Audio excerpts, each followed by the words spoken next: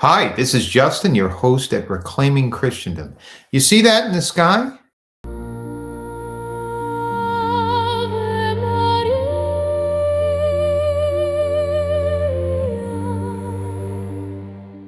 That's the Mother Mary. That's called a Marian Apparition. And there have been hundreds of these going on for a long time. Mother Mary's been appearing in many places, not just the Hey Jude song. And we're about to talk about some very, very shocking and interesting facts. Marian apparitions, as they are called, have been going on for thousands of years. Actually, the first one occurred in the year 40 in Zaragoza, Spain. Mary appeared to the Apostle James. Now, Mary was alive at the time, so this is actually more of a bilocation. Since then, for the last 2,000 years, Mary has been appearing on every continent with some stories that you will just really find shocking. Some of the most famous ones are, which you probably heard about, are Fatima in Portugal or Our Lady of Guadalupe in Mexico, which is a very well-known Marian apparition. But in addition to these, there are hundreds that are equally amazing that most people have never heard of. Now, Marian apparitions usually include four elements. First, there's the visionaries. That's who sees Mary. It's often kids, but you also have nuns, lay people. And oftentimes, the people who saw Mary eventually become saints, like Saint Juan Diego or Saint Subaru. Another element, number two, is the actual experience. What's happening during a Marian apparition? Well, in many cases, it's a Mary appearing in the sky, but we also have talking statues and other elements. And usually Mary will appear multiple times. There are some cases where she even appears for several years. But one theme that's consistent, it's usually in the same place. The third element is the message. When during these Marian apparitions, Mary is actually saying something. She's come for a reason. And the messages often include prayer and conversion to her son, but also some dire warnings that warn people about impending doom. And the fourth element are miracles. There are some famous miracles and unknown ones that when I'm going to tell you about, you're going to be very surprised, including, for example, in Fatima, we had the miracle of the sun. In Our Lady of Guadalupe, we have Juan Diego's famous tilma, and I'll tell you about a lot more miracles. The location themselves, where these Marian apparitions have taken place, have become sites for pilgrimages. For example, Lourdes, I don't know if you know this, but Lourdes in France has 6 million people come a year to visit. That's over 16,000 people a day who come to visit the site, pray, bring their families. It's an amazing site. And still, a lot of people haven't heard about these. Some people ask, how are these Marian apparitions accepted by the church? Does the Catholic Church just say yes to all of them? Well, actually, the opposite is true. The church is very, very strict with accepting Marian apparitions. Of course, they want to be careful in case there's con artists involved, perhaps evil. So the church is very strict. So the process from the year 33 to the year 1563, it basically had to be approved by a local bishop. Local bishop would do a thorough investigation, and those apparitions, if they were approved, are called traditionally approved. From 1563 to 2024 was a Council of Trent process, where after a thorough investigation, it was either true, not true, or the third category is it needed further investigation.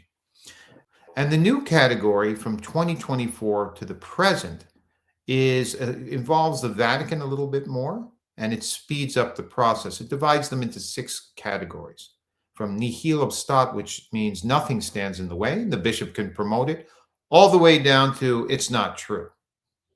Of the hundreds and hundreds of Marian apparitions over the years, only 25 have been approved by bishops and 16 by the Vatican, but a lot of them just have not been investigated.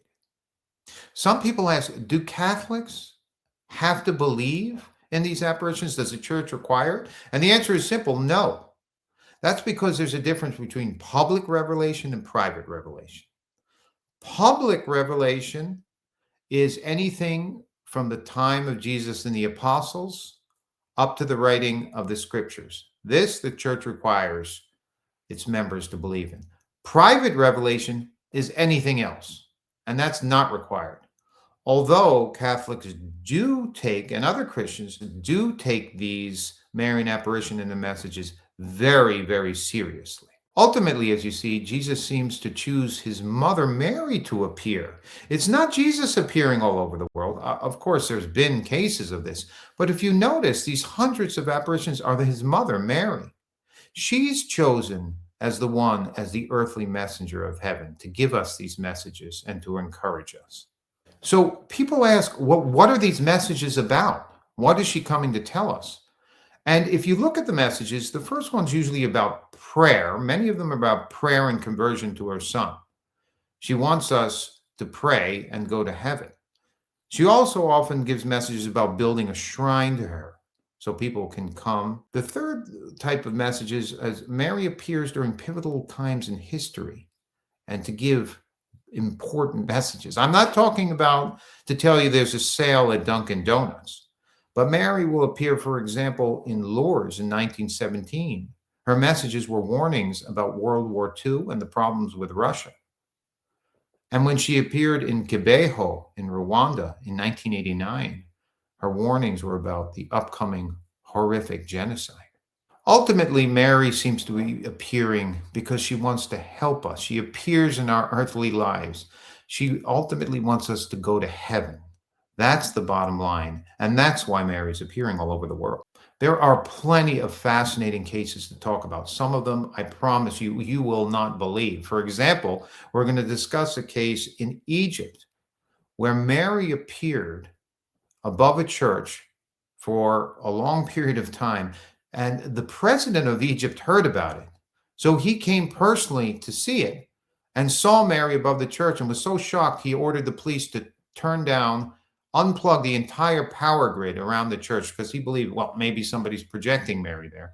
And they shut down the power in the entire city. And guess what? Mary was still there. And the president of Egypt saw this. You've probably never heard about this, have you? Well, we're going to talk about that. And we have other amazing cases.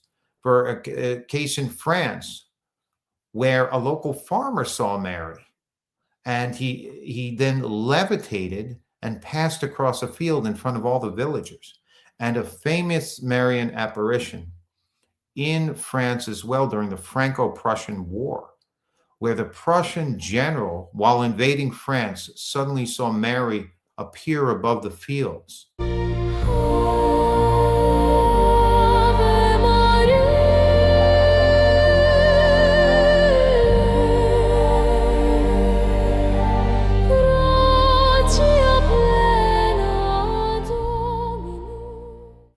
And he turned around to his troops and said, "That's it, forget it, let's get the hell out of this."